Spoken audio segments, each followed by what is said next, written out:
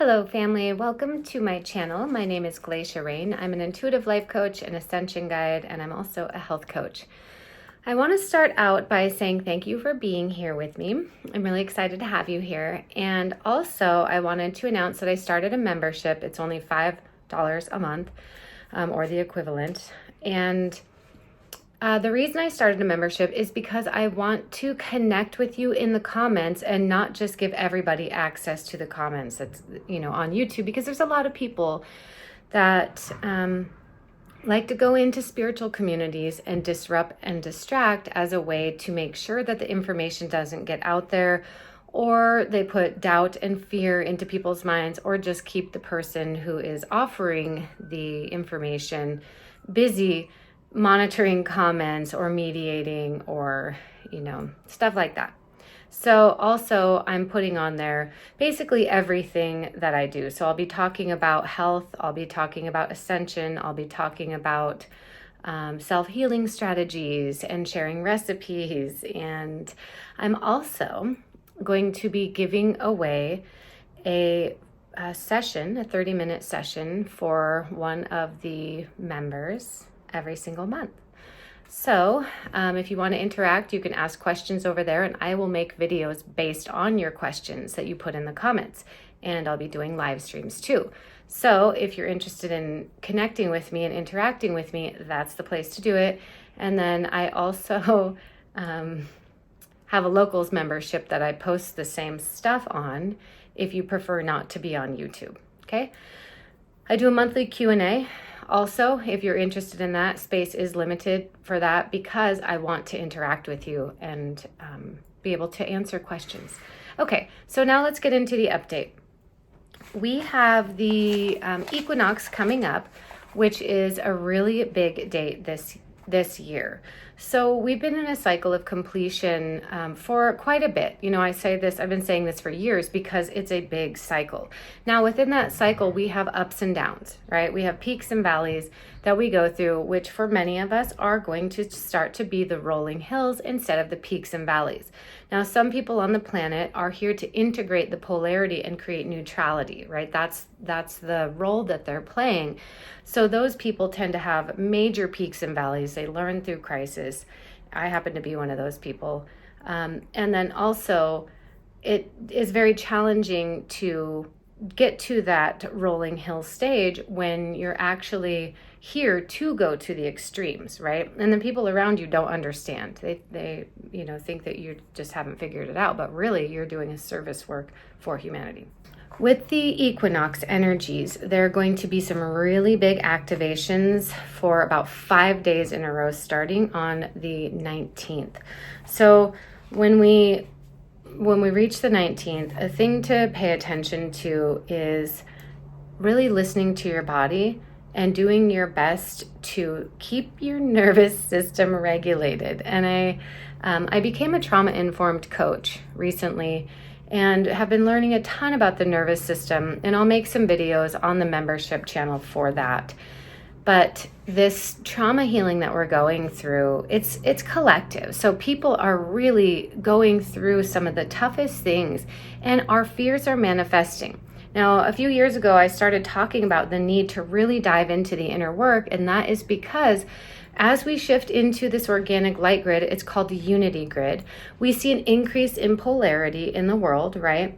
Some people are becoming more, they're going into a darker state of being, and some people are integrating light, right? So the people who refuse to integrate the light, their lives get harder and harder and harder, but also the people integrating the light can also notice the same experience. The difference is when you're integrating the light and you're moving through your ascension process, you're actually healing things and peeling back the layers and doing your best not to create more of it that you then have to heal later. The people who are refusing to do the inner work and are going against others, they're not healing.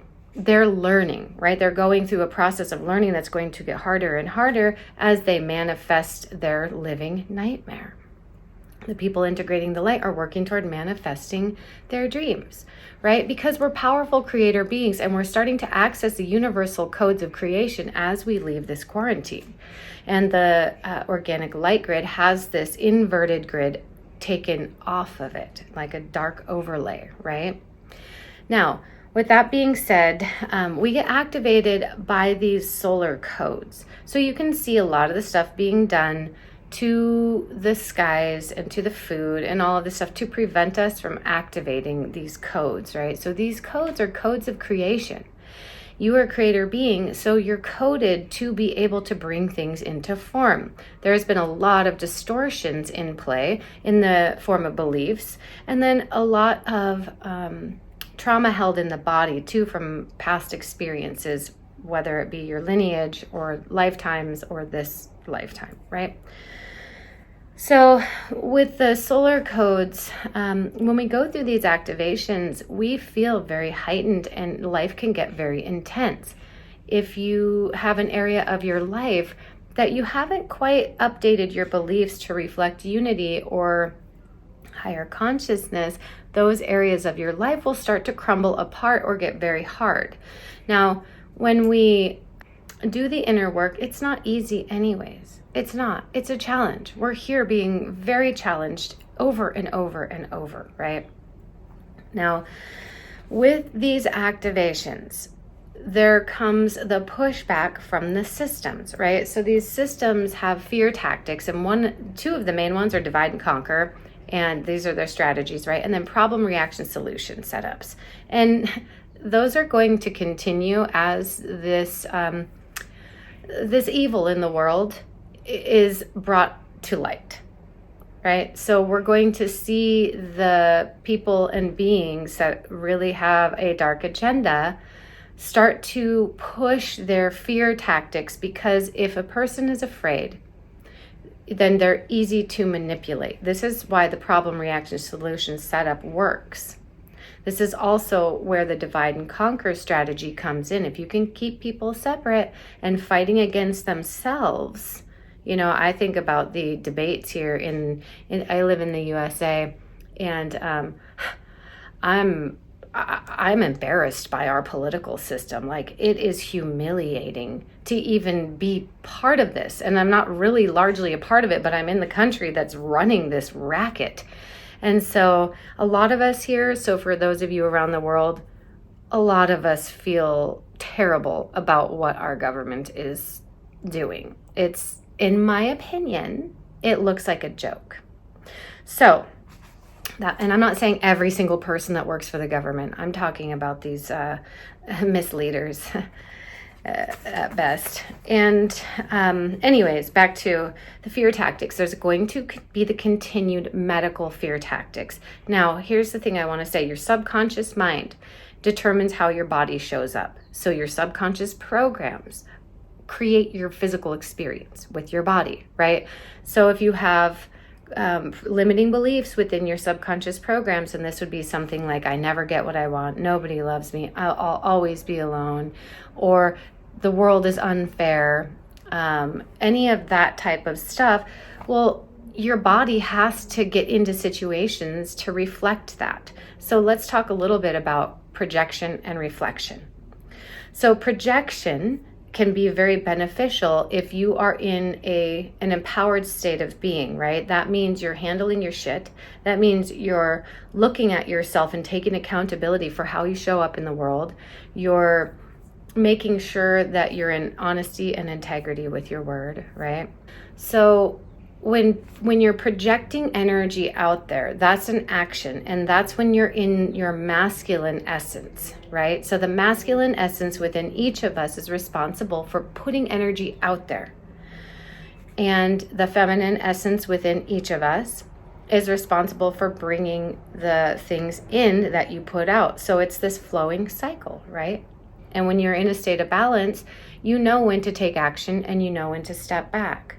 You know when to create and when to wait. And not everybody gets that right now. And there's a lot of push to manifest the Lamborghini and the yacht. Do you really want that? I mean, really? It's a big show, right? To get you to buy into materialism and to get you to compete. And really, cooperation needs to take the place of competition. Competition is an old grid, inverted grid tactic. You're not going to do that in the unity grid, because anything you try to do to somebody else, you do to yourself first. So back to that looping. It's happening faster and faster as we integrate these light codes that are the codes of creation. So as we put the energy out, it comes right back. If you put something negative out towards somebody else, it may affect them, but it's definitely going to affect you. So this is where recognizing the unity within and the energetics of our reality is going to be very important if you want to get your desires, right? And so what's happening a lot, though, is instead of projecting with intention to do good in your life and others, people start projecting their ego. And not that ego is bad, I'm not saying that, but negative ego can be very destructive. So when people are projecting onto each other, this is where the blame comes in. This is where the disempowerment comes in. This is where you start placing things, or people start placing things outside of themselves and forget that everything is an inside job, right? So really, instead of projecting like it's their fault, they're bad, they're wrong, you stop and look at yourself and you say, wow, I'm attracting this into my life somehow, right? And then often people project their past problems and make them present problems. They keep them relevant by retelling the stories and talking about the blame and rehashing it and reliving it over and over, expecting things to start working out for them. That's not how energy works. So when you understand that you're a creator being, you are careful about what you are projecting out there into the world, right? And you're taking accountability for creating resonance with the different things that come into your experience. So really what's happening is the reflection part. So projection and reflection, right? So when you're reflecting, you understand that we're in a reality where physical mirrors energetic. That's the reflection. So everything coming into your experience is based on what you've put out. Now, the crazy part about it is the culmination lifetime aspect, which is where you're wrapping everything up in one, right? So in this lifetime, there's this balancing, or this almost like universal justice that's occurring. And it can be very uncomfortable because, hey, we've all done things that we wish we didn't do. None of us have been perfect this whole time, and we weren't supposed to be. It's that we eventually have to encounter everything we have created. And so whatever you're putting out there, that's what you're creating, and it comes back. Anyways, that's the projection and reflection. So you can ask yourself, which one am I doing? Am I holding blame? Because if you're holding blame, then you're also placing your power outside of yourself. I'm not saying that people don't do things to each other on purpose, because they do in an attempt to create immediate justice, right? But that's not how the universe works, because it can be a very gradual thing that takes a long time to come back around to you. However, like right now, things have sped up. So what you're putting out comes back pretty darn quick. So the medical fear tactics, this is where they can put false beliefs out there. They can project, the dark agenda can project something out there and then get people to run with the fear of it. And then guess what? If you're thinking and you're feeling, you're creating. That's what the codes of creation are based on, thoughts and feelings together, right? So don't buy into a lot of these tactics. Your body responds to your mind. And if your mind believes something bad is coming at you, then you're going to align with it, not because it's destiny, but because you're that powerful, right? So we have to kind of look through, and if it's one of the 3-letter agencies, really, really, really do your best to discern truth from within, right? And if you're going into fear, remember, fear is false evidence appearing real. So we've really got to get a hold of that as a collective, because that is one of the biggest tactics that's being used against us. Now, there's the remote neural programming that fear can be pushed into people. But here's the thing.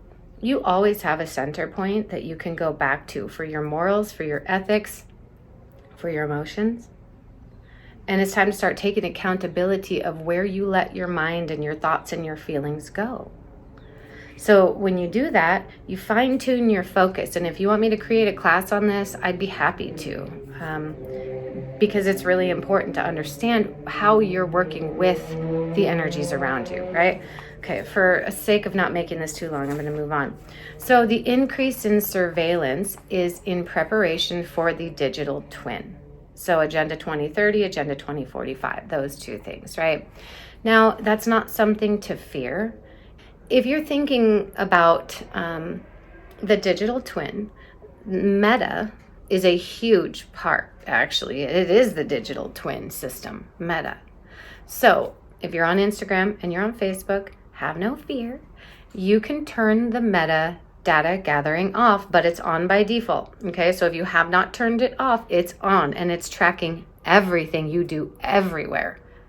So it's not just looking at what you do on Facebook or Instagram, it's looking at what you do offline or online, all the sites you go to. Okay, so it's building a digital twin.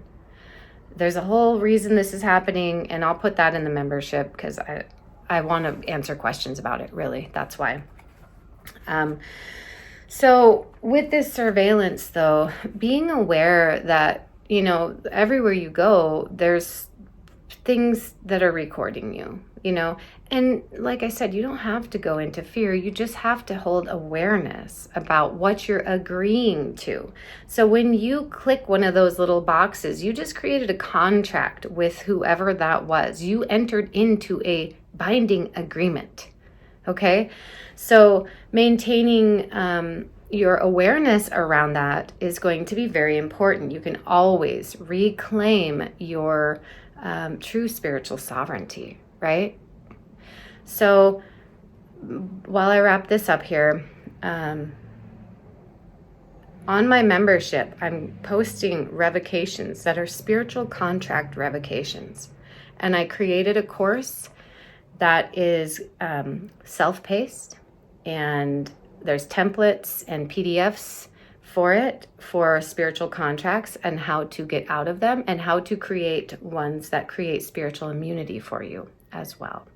Okay, and that's available on my website. I have a lot of classes coming up, and I have a class coming up on cord cutting, shielding, entity removal, and I will post that on my website, so keep an eye out for that. That will be limited spaces too, because I want to interact with each of you. I want to make sure you understand and have the opportunity to ask questions. So I want to show up in the most potent way for you, and I feel like a live class with that is the most potent way. So thank you so much for being here. One last note, if you're going to be at the Cascade Equinox Festival, I'm teaching a workshop on Saturday. I will be teaching a workshop on the body, mind, spirit, and how to use the different levels of yourself to create what you would like in this life, and how to heal yourself and stay out of illness and fear and things like that. So thank you so much for being here. I love you, and I hope to see you in the membership and also the Q&As. Thanks so much. Much love.